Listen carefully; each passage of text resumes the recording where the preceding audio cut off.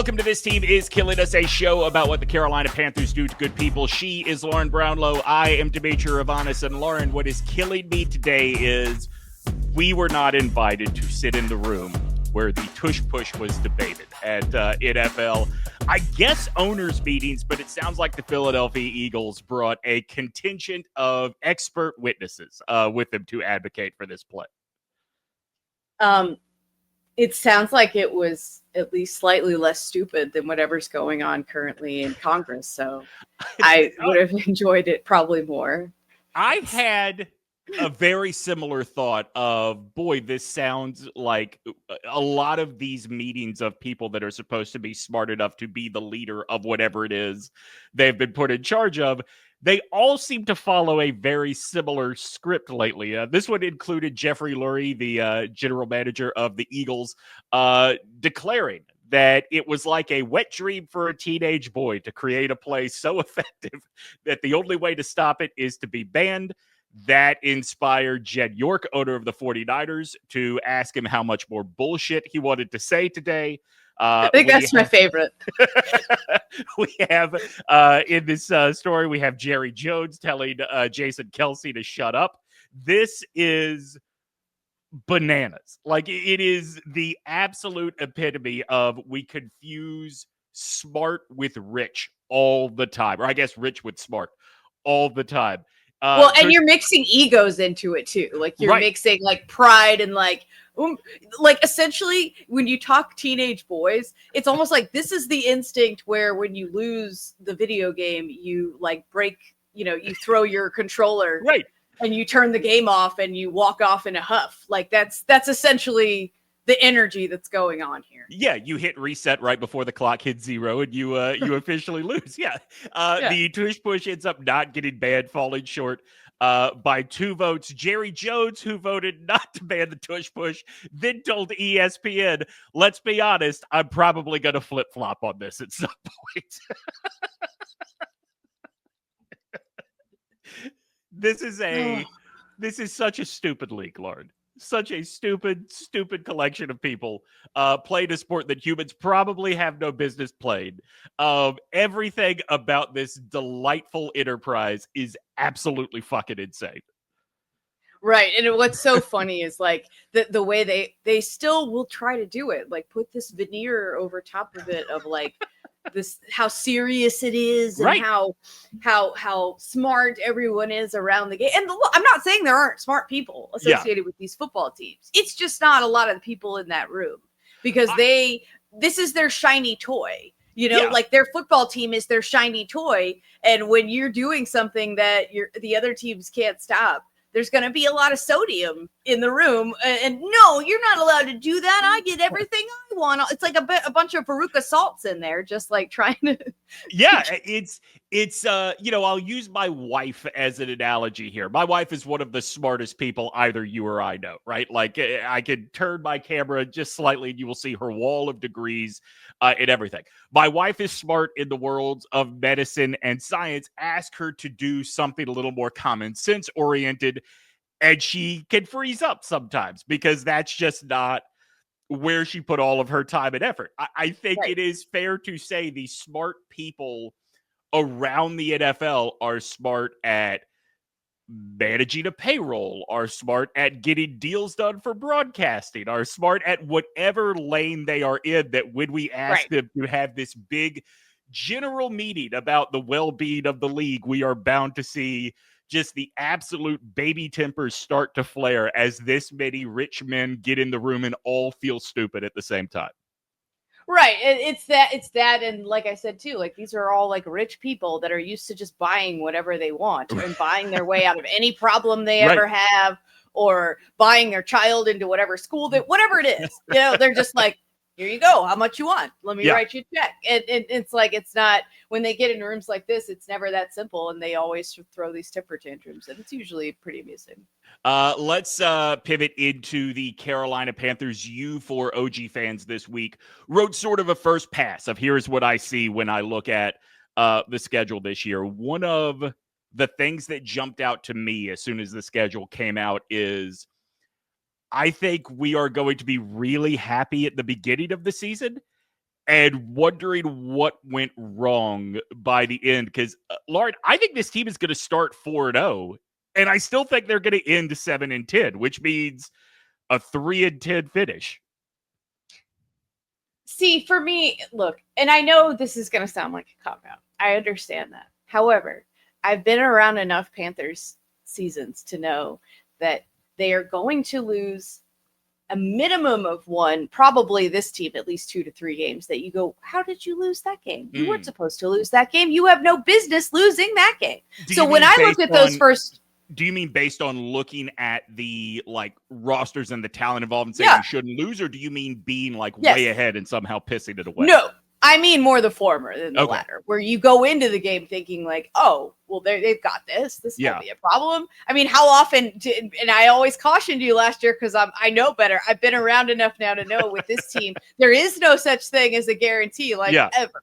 And so that's the thing, especially lately, it's like look, there are teams we assume they'd get blown out by that they either sometimes either beat or usually not beat, but played right up till the last minute. And you're like, how are you doing this with this team? But then you go out there and get your ass beat by the Cowboys. Right. I don't make it make sense. And so I think there's going to be a lot of make it make sense because that's just what this team has done. And I think some of the youth on this team is also going to play into that. I mean, that's what you see a lot with young teams is some inconsistencies, some up and downs. So weirdly, there's just not some of those games against the so-called tougher opponents worry me less than the games against teams that they're supposed to beat. So when I look at those first 4 games, all I see is nausea for me. Nausea. Yeah. All right, let's talk about the timing of the bye. And I started to think about this. First of all, the bye for the Panthers is week 14. They are going to only have 4 games left on their schedule before they get that break. And if we thought this was a no-brainer, surefire playoff team, I think you could make the argument that's great timing for the bye. That's not what this team is, right? Right. It only dawned on me as I was sort of thinking about the progress that could be or won't be made this year. I forgot last year the bye fell right in the middle. They played 8 games, or 9 games rather, and then got the bye when they came back from Germany. I think I forgot how much the Panthers got taken care of after finishing 2-15 the year before. Yeah, for sure. I mean, but it's just still I don't know. When that bye was, because I was going through the schedule and I'm like, we still haven't skipped a week yet. So I was texting you because I'd been talking to T-Bone Travis Hancock at WFNZ in Charlotte, who's plugged in. He had the schedule before, or had the schedule leaks before a lot of people did.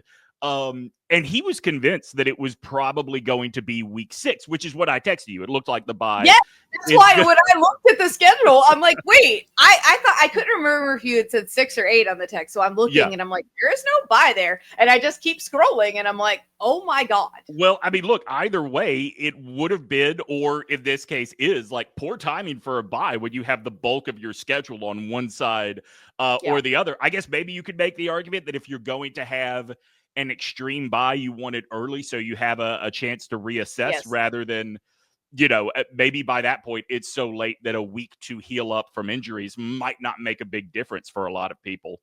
Like I said, I look at this schedule. I think they're going to start fast and end really rough. And if that's the case, I don't know that the bye is going to make that much of a difference to them. Yeah, I mean, I that's probably fair. And, I talked about it in the piece some too, but they built some depth at spots where you traditionally have seen a lot of injuries with this team, certainly along the defensive line. So you got to feel better.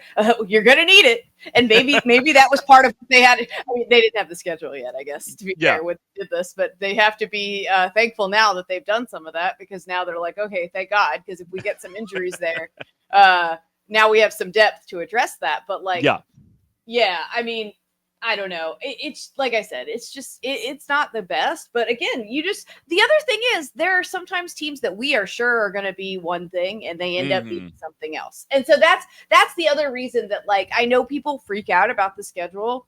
I know the NFL wants you to essentially make it a national holiday and gather your family round the television, to soak in the majesty of the schedule coming out, like as if it hasn't already all been leaked. to right. whatever, but either way, like, but for me, it's like, there's so much that could still change between now and even forget, like, now and the start of the season, but even after the start of the season, you know what I mean? Like, all it takes is like one key quarterback getting hurt for a team that scares you, and all of a sudden it's like, oh, well, that's not so bad. Well, I mean, there are a couple of big things that could change here. You look at whether it's the Steelers or like, someone's going to sign Aaron Rodgers, and we still don't know who their quarterbacks are. Yeah, exactly. Yes, one of those teams, or I should say, somebody is probably going to sign Aaron Rodgers. That's what you look at. Our team, the Panthers, don't even have a full roster in the secondary yet. Like, you're right. There's so much that can change.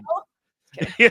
So, Lauren, once the schedule came out, Panthers fans made a lot out of the history, right? In 2003, the Panthers opened with the Jaguars in the Super Bowl.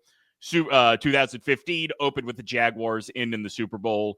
Ovius and Giglio did a big thing about this. I got called to do something on Jacksonville radio about this. And I get it that is a fun, like, oh, look at this, and it's fun to pretend this year's Super Bowl not in doubt. I want to point out something else. They also are opening the season with Dave Tepper's first return to the scene of the crime in 2023, throwing the drink out of the out of the box onto a fan. Like, I forgot about that. Yeah, we don't seem to be talking about that part enough, I feel like. A good point. I always, whenever I see us playing the Jaguars, I'm always like, oh, our brothers, because essentially, like, we were brought into the league around the same time. So honestly, I don't know that the NFL has officially said this, but it does seem like celebrating the 30th anniversary of both of those teams is the point of them opening against one another. That would be cool. Maybe it was a happy accident. I don't know. Like, but either way, I always am like, oh, cool when we play them. Like, there are some teams where I'm like, oh God, yeah, and some teams suck so much that you actually don't want to play them because of all the reasons I already went into. Right. That you're like, oh no, I'm worried that something. Except the Raiders, they're usually enough of a dumpster fire that will offset whatever dumpster fire the Panthers have going on. But like the Jags, it's like, you're going to have a shot at it. It could go either way. And you're just kind of like, oh, let's just see what happens here. We have teal in the colors, both of us, or some variant of teal in our teal colors. And black. A feline mascot. Right. For fun, for the record, do you remember the names of the other three proposed franchises that got passed over for the Carolina Panthers and Jacksonville Jaguars? Oh God, no. We had the St. Louis Stallions, the Baltimore Bombers, and my favorite, because it was owned in part, or would have been owned in part, by the Elvis Presley estate, the Memphis Hound Dogs. Oh. The logo. I don't know if all right. So you probably don't remember this. The logo was a hound dog with the Elvis pompadour. Did they lose specifically because their names were bad? I recall. So Charlotte got announced first, right? It was a multi-day process. Charlotte got announced first, and I seem to recall everybody assuming St. Louis was going to be the other team, because I remember the shock of when Jacksonville got announced. Yeah, people were mad. I do remember that. I saw a remember when kind of post on social media that had all of the old logos, talked about, what the pitch was for each team. And I have to believe that the Jacksonville Jaguars got picked, at least in part because it looked like they were the only team that had an actual artist put together their concepts. So many of these looked like the kind of thing that was like, well, we'll put this here and we'll fix it before we have to turn in the final draft. And then they just never got around to it. Yeah. No, it was also what? It was like 93, 4. Because I was like, ooh, Bombers. Yeah. At first I was like, Bombers, I don't know, man, that's not the best. But then I was like, oh, I guess a lot of things that would have happened around that nickname hadn't necessarily happened yet. So right. That is very fair. At that point, it's just celebrating the fact that airplanes used to be built in Baltimore.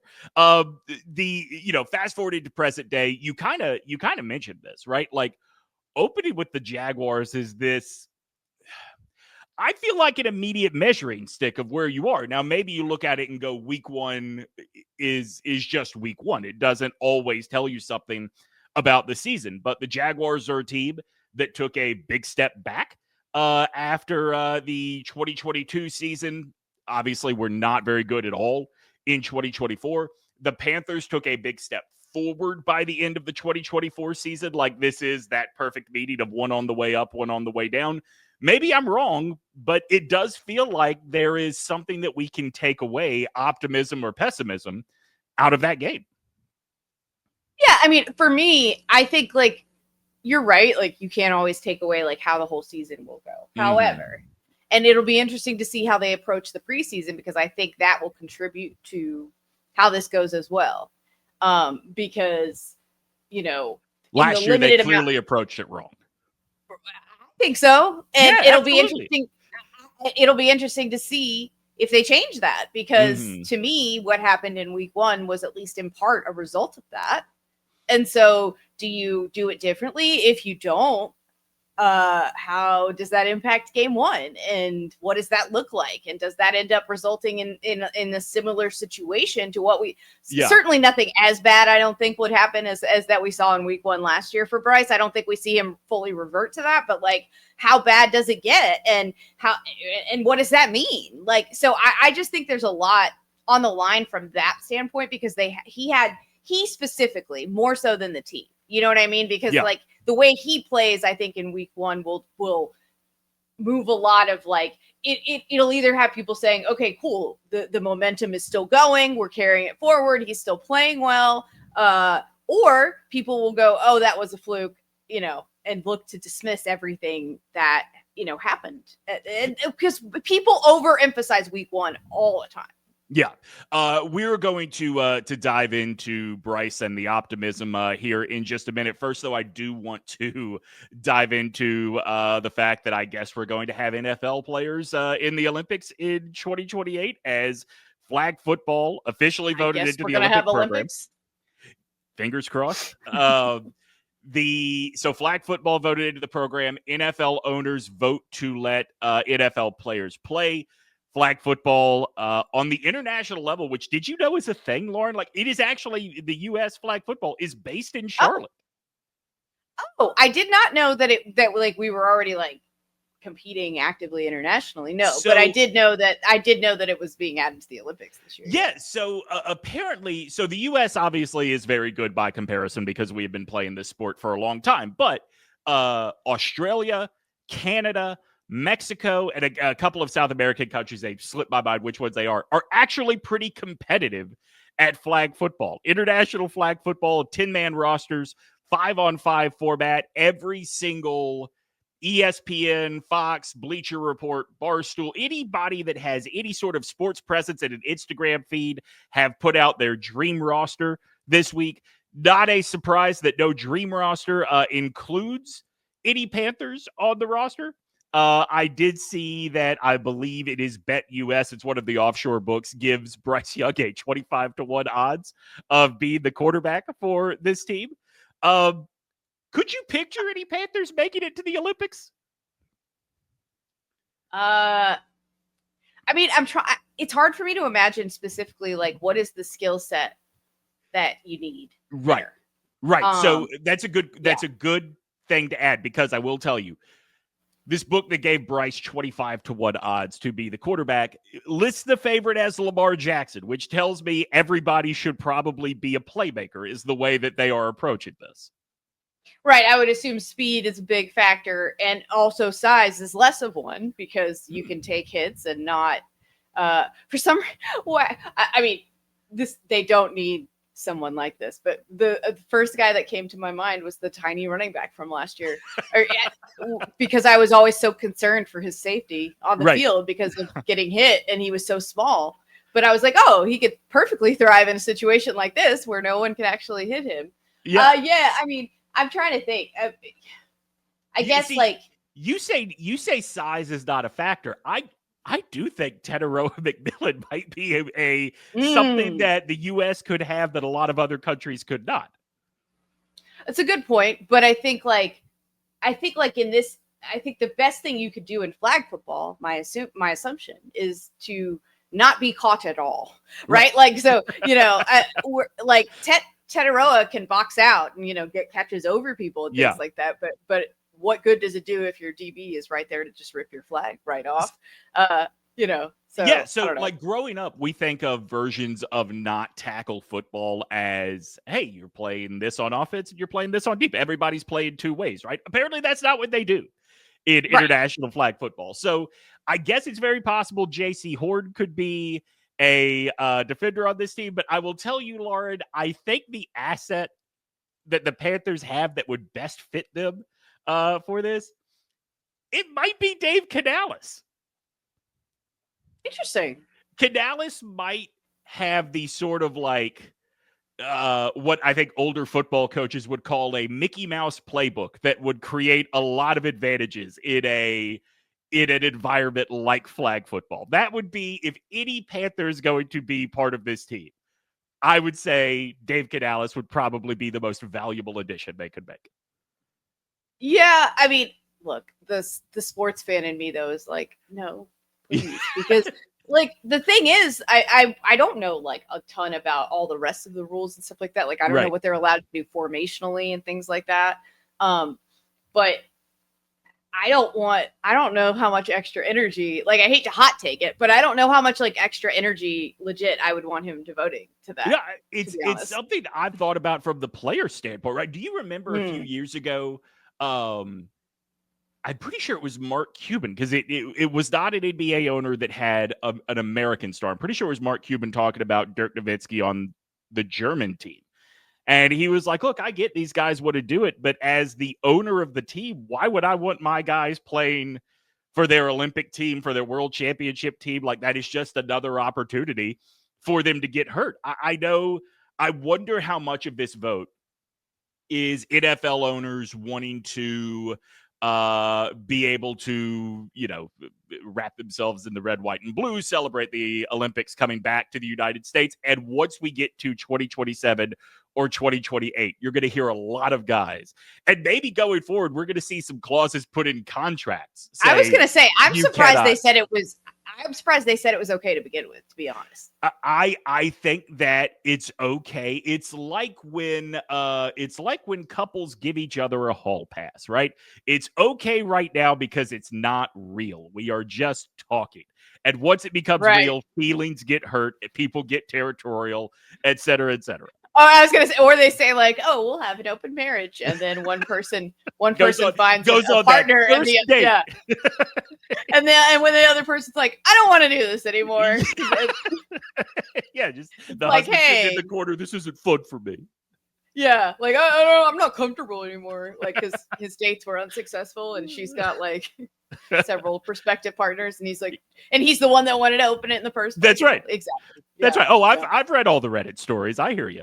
The second sports podcast festival coming to the Rialto in August. August 23rd is the date.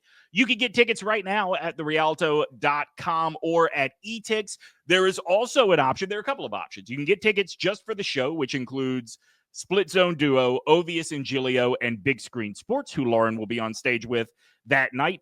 So you can get tickets just for the show. You can get tickets for the show as well as secure your show shirt, again, made by Home Field Apparel. This year we are going with a long sleeve t-shirt. The design is very silly, made by our friend Anna Casano at Sound Off Hi-Fi. I really like it a lot. So you can buy a ticket that secures your shirt, or you can buy one ticket that gets you into the Sports Podcast Festival on August the 23rd and Balls versus Cancer starring the Sklar Brothers on September 19th. You can find all of those at etix.com or therialto.com. Come help us grow this tradition in Raleigh for week 0 of the college football season. Of the college football season. All right, Lauren, I told you we were going to circle back on the idea of the pessimism or optimism surrounding Bryce Young going into the 2025 season. We talked last week about how bullish Pro Football Focus, PFF, is on the Panthers this year. I thought they gave a very sober assessment of Bryce Young, where they talked about all of the reasons to be excited. And one of these, so I wanted to give you this stat comparison they threw out to see how you break it down, both as a Panthers fan and also cutting through the like stat talk, right? The number talk and just what does it mean to you? All right. Pro Football Focus says the most impressive thing about Bryce last year is that once he came back off the bench, he had a 7.7% big time throw rating. They define big time throws as throws under pressure and like I think they use the word definitively accurate or perfectly accurate, something like that, like under pressure and still thrown in a place where only his guy is going to get it, right? And it is assessed for a bonus if it is over 15 yards downfield. So 7.7% of his throws are big time throws compared to only 2.3% of his throws were what are defined as turnover worthy, which means either picked off or boy, did he get lucky that wasn't picked off. They say that is one of the 2, 3, or 4 most impressive ratios in the league during that time period. Yeah, I mean, that's what we, that kind of tracks with my eyes as well, like what I would have interpreted that to be. I maybe would have had some of the turnover worthy plays that felt low. Right. Maybe I'm overestimating because they were so much more dramatic in my mind. But yeah, like for me, that felt low. But the big time throws thing feels right, and I get that. That's a big reason that we're having these conversations right now. And it was kind of like a slow build. We saw that, it was absolutely. It was a couple throws a game. And then all of a sudden you see the confidence growing and it steamrolls just the same way it can steamroll negatively. I think we saw it do the opposite of that. And so, that's why I just think, and we talked about this, I just think like, carrying over that momentum is important. Like you talked about it too. Like it would have been nice to just have like a couple more games even to just continue to let this build.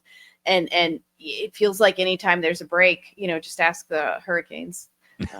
Right. Like things start to get a little squirrely when you're playing well and you want to keep going as opposed to like stopping. And so I'm interested to see how they treat the preseason, long story shorting that. And because like we said, we both to some extent disagreed with what they were doing with Bryce in the preseason. Yeah. I think I wanted to see a little more. I think you would have been fine seeing a lot more. I definitely wanted him to be out there more though, and didn't think that it was a good idea to not have him out there barely at all. I think that's a better idea with your established veterans, and Bryce certainly wasn't that yet. Right. So for me, I thought that was important for him to kind of gain confidence and feel more comfortable. And we saw that it was in week 1. We saw what the result of that was. Now, Dave Canales has continued to deny that was the case. And so I don't really know how this is going to turn out. I don't know if they take a similar approach. Because that's the thing, you talked about it too, even with the flag football thing, it's not real. The reason people are so paranoid about preseason injuries to their quarterbacks is because it became real at times. Right. And we saw guys getting hurt. And so then all of a sudden it's like, now that this could happen to your quarterback. Ergo, if you play him too much in the preseason and he gets hurt, it's going to be on you. And so that's the balancing act, I think, that all of these like decision makers are having to kind of figure out. But at the same time, I think like you're sacrificing too much if you don't let him play some in the preseason, because I just worry that we'll have a repeat of last year and he'll have to rebuild that momentum back up again. And he'll have lost a lot of goodwill in the process. And so we'll have this team during the easier portion of its schedule, like you said.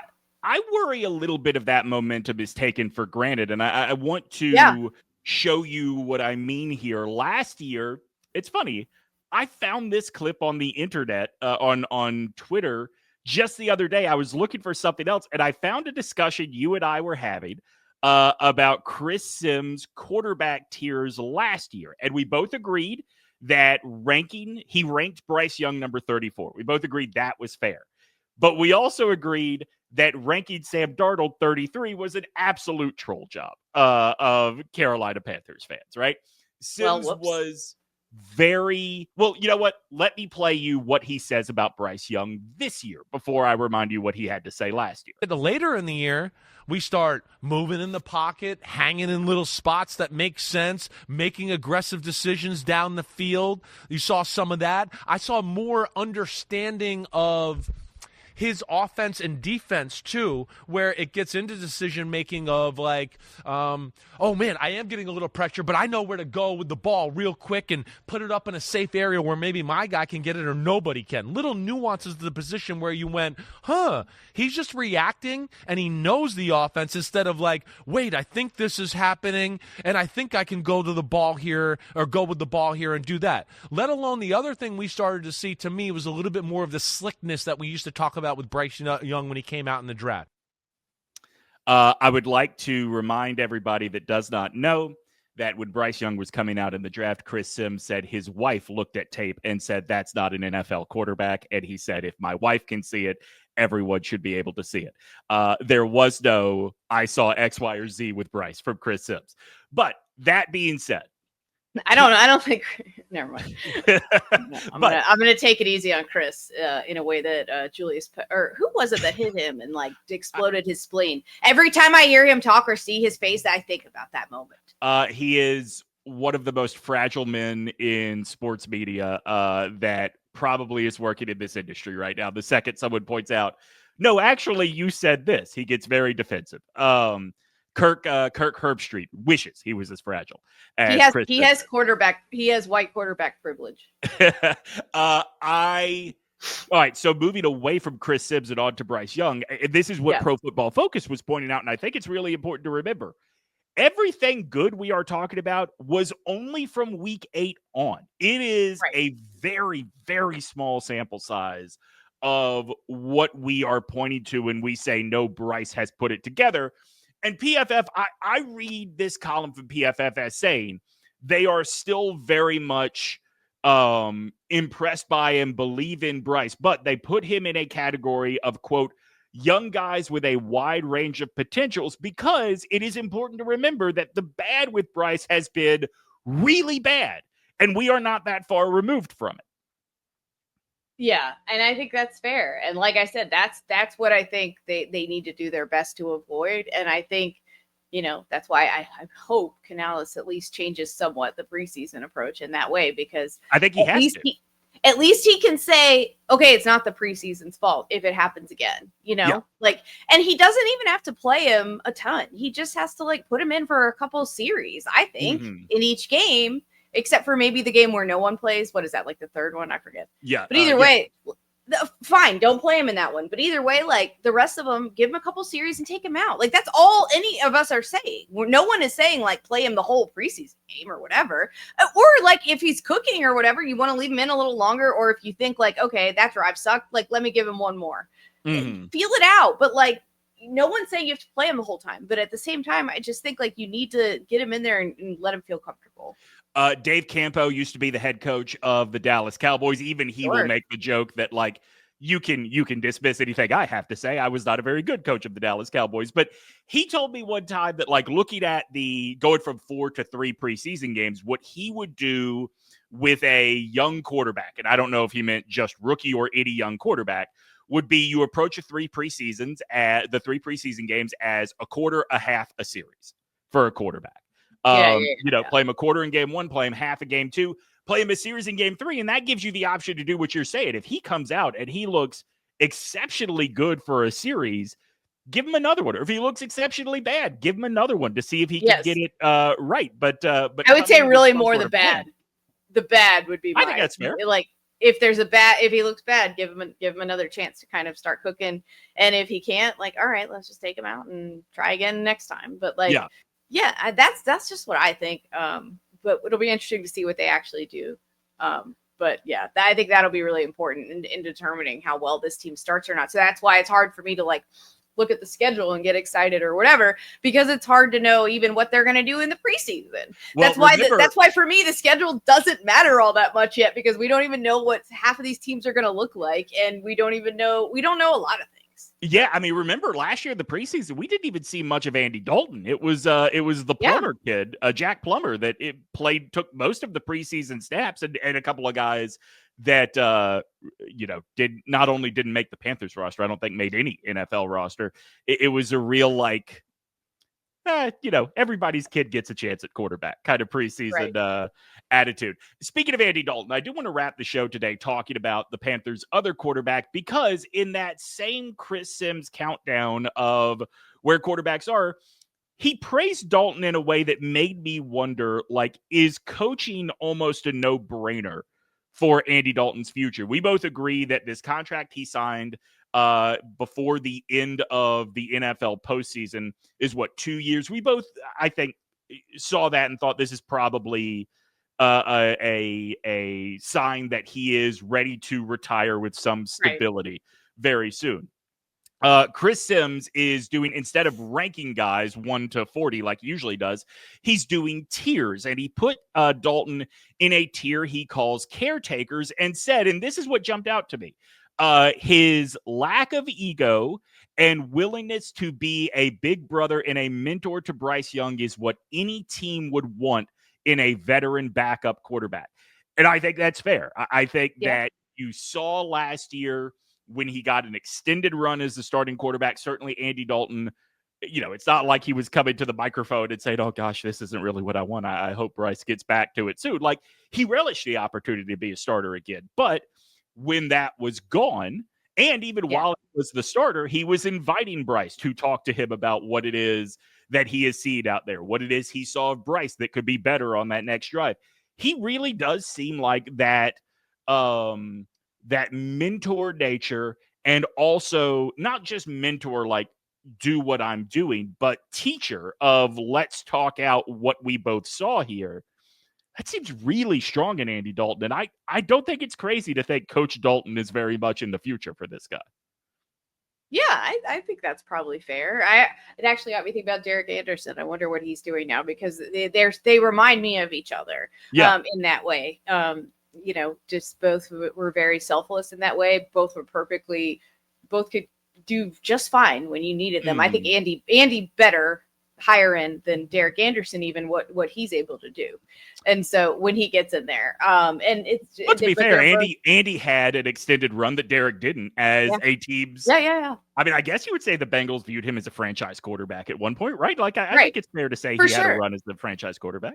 Yeah, but they both were just perfectly fine to mentor the guy behind them, and that's exactly what you want. You don't want controversy. You don't want a guy being like, I should be starting or whatever.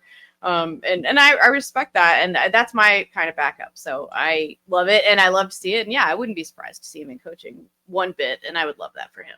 I want you to think about the guys that since he left Cincinnati, Andy Dalton has backed up. He backed up a young Dak Prescott.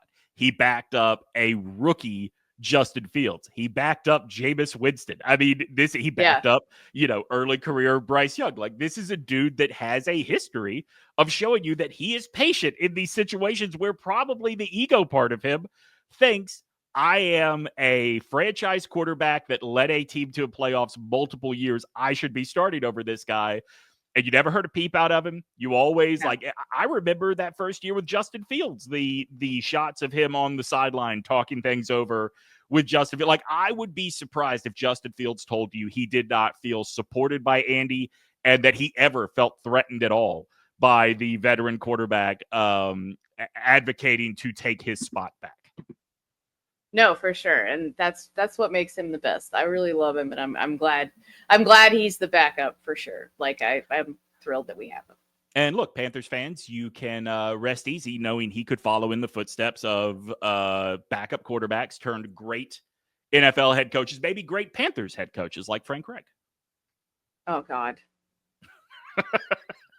Speaking of great Panthers head coaches, did you see Matt Rule would like the college football playoff to go to 40 teams? Jesus.